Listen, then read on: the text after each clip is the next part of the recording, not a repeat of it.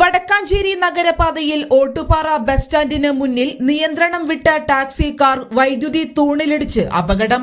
ഇന്ന് പുലർച്ചെ 1 മണിയോടെയാണ് സംഭവം. പഴനിയിൽ നിന്നും തീർത്ഥാടനം കഴിഞ്ഞ് മടങ്ങുകയായിരുന്ന സംഘം സഞ്ചരിച്ചിരുന്ന വാഹനമാണ് അപകടത്തിൽപ്പെട്ടത്.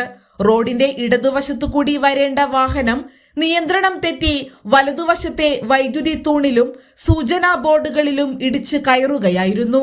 ഇടിയുടെ ആഘാതത്തിൽ വൈദ്യുതി തൂൺ 3ആയി മുറിഞ്ഞു. കാറിന്റെ ഡ്രൈവർ ഭാഗത്തെ മുൻവശം സാരമായി തകർന്നിട്ടുണ്ട്. അപകട സമയത്ത് വാഹനത്തിൽ ഉണ്ടായിരുന്നവർക്ക് ആർക്കും സാരമായ പരിക്കുകളില്ലെന്നാണ് പ്രാഥമിക വിവരം.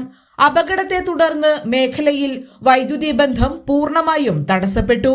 ഇന്ന് രാവിലെ 9 മണിയോടെ KSEB അധികൃതർ സ്ഥലത്തെത്തി തകർന്ന വൈദ്യുതിക്കാൽ മാറ്റി വൈദ്യുതി പുനഃസ്ഥാപിക്കാനുള്ള നടപടികൾ ആരംഭിച്ചു. ഹൈവേ പോലീസിന്റെ നേതൃത്വത്തിൽ പ്രദേശത്തെ ഗതാഗത നിയന്ത്രണം തുടരുകയാണ്.